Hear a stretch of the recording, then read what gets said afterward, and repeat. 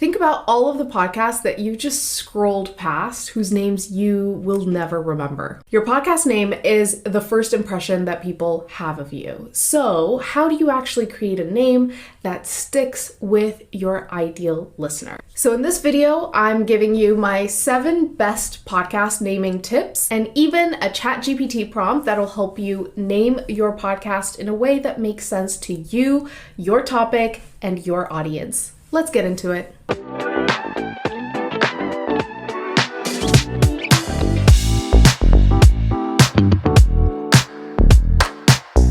Hey, I'm Huete. I'm a podcast producer and the creator of the Emerging Voices Podcasting Accelerator.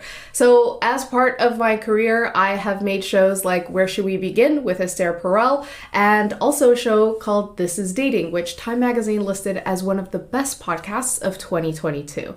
Now, as I mentioned these 2 shows, you hopefully have a sense of what they're about, or your curiosity around them is piqued, right? So that brings me to tip number 1. Keep it memorable and searchable. So if your show name is super long, it's going to be hard for people to remember it long enough to search for it. Some of the best podcasts in the world have very short names. Think Hidden Brain, This Is Dating, Where Should We Begin, Far Flung, Together Apart, all super short names, right? The general rule that can be helpful is anywhere from 15 to 20 characters or 2 to 4 words. Now, this is not a hard and fast rule. There are podcasts that are longer than this, and they do well, but this is a rule to help you think about how far away am I from that. If you're creating a show about global dining, you don't want to name it Travels and Dining with Brie Across the World. You want to name it Brie's Global Bites.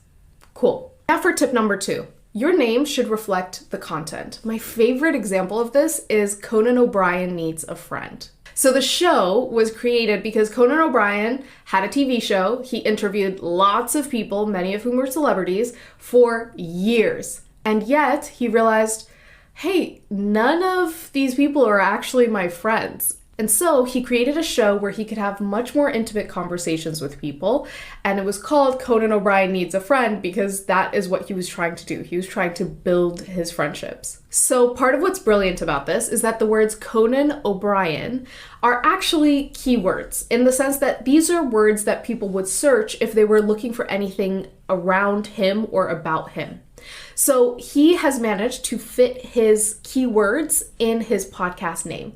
And this is another reason why your podcast name should reflect the content. Because if you can fit some of your keywords into the title of your podcast, then it's much easier for people to actually find you. So if you have a podcast about cupcakes, having the word cupcakes in there is probably a good idea. Now on to tip number 3. Make it unique. What I mean by unique, imagine coming up with a name for your podcast that you absolutely love, and then when you go to look for it, you realize it's already been taken. Yeah, you don't want to do that. So if you get excited about a name or a few different names, you want to do 3 separate searches. The first is on Listen Notes. Listen Notes is basically a podcast directory. So if you search the name that you're looking for, it will look through all podcast names and podcast episode titles to tell you where or how often your podcast name shows up. The second is name check. So this is going to help you check across all social media directories to see if your name is being used elsewhere. Now, if you do find your name is being used on a social app, but it's not on a podcast, then you can think about creative ways to make up for that. So maybe you add the word podcast to the name on the social site, and that might change things, right? So don't be super discouraged if your name already shows up on name check, but you should be aware of where your name is already being used. And the third is instant domain search. So you just want to see if the website is available for this podcast name that you're thinking about creating. Even if you never create a website for it, you want to know that you can at least hold the domain name. Now for tip number 4, make sure that it's relevant to your audience. Now, my favorite example of this is the podcast The Read. The Read could have been called Entertainment Weekly with Kid Fury and Crystal, but it's not. And it's because the phrase The Read means something very specific to the audience that it's intended for. And if you're hearing this and you're like, I have no idea what the read means or if it's for me, there is a risk that they took, which is to say, if you don't get it, it's probably not for you, which I personally love because that means they were super clear on who their audience is. And the clearer we get on who we are for, it allows us to speak to those people so much more intimately and so much more authentically. So make sure that your podcast name is relevant to your audience and that they actually feel something along the lines of, oh yeah, this is for me. Now, tip number 5. So if you're hearing all this and you're like, okay, this is great, but I don't even know where to start with coming up with my podcast name, then this tip is for you. There's so many AI tools out there that can help you name your podcast. And I'm going to give you a prompt that you can put into ChatGPT or Claude or wherever so that it can help you actually start the name generation process. But you're not relying on these tools to actually name your podcast. You just want them to start giving you words that you can start playing around with. And if you do end up loving one of the names, great, you can check whether it's available. But if you don't love it, don't be discouraged. This is just a starting point. Go to ChatGPT and type, generate 10 podcast name ideas for a podcast about, insert your topic. The podcast is aimed at, insert a description of your audience, and it focuses on, insert your unique angle.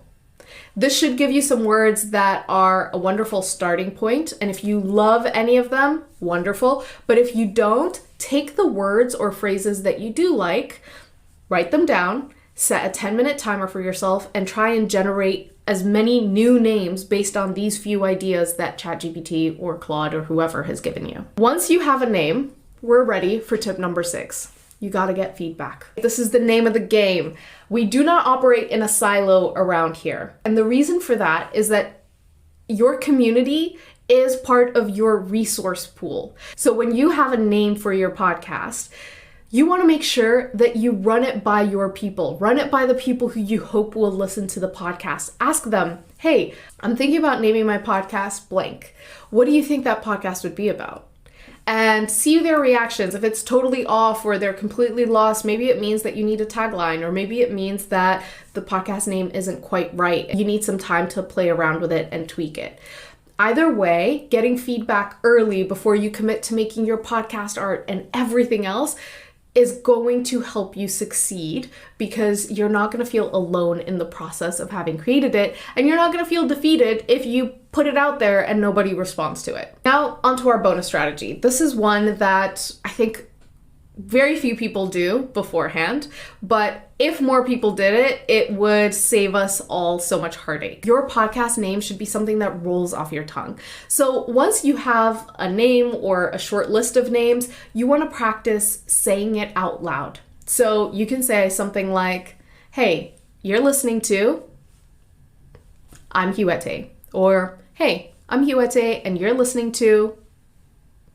And if you do that enough times, and you insert the name of your podcast, obviously, you are going to feel whether you get a bit tongue-tied or if it doesn't make sense. And I'll tell you, when I had a podcast named Depth and Candor, every time I said it, I would be like, wonder if people are hearing death and candor, which was an important note, but I was an amateur podcaster and I did the best I could with what I had. So to save you that heartache, say the name out loud multiple times before it ever gets aired. Before we wrap up, here are the common mistakes that I see. The first one is using abbreviations or special characters that people won't search for or don't know to search for. So if your podcast name is Talk to You Later, but you title it TTYL, that might be an issue.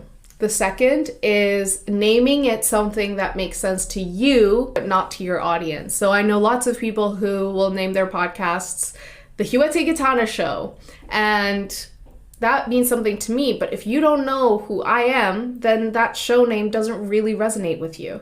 So especially for solo podcasters, it's super important that if you're making a show that you want to connect with people, then you have to make sure that it's not about you, even though the stories might be illustrated through you. The podcast name should be something that's meaningful to your listeners. And finally, it's picking an abstract name that doesn't really mean anything in connection to the content. So if your podcast is about personal finance, but you name it Echoes in the Night, what are we supposed to do with that? You know what I mean? It doesn't mean anything to us. So make sure that it means something to your audience and it is relevant to your content. So if you enjoyed this video, you'd probably enjoy the Emerging Voices newsletter and the Podcasting Accelerator. So you can join by downloading the 10-step guide to launching your podcast. I will see you in the next video.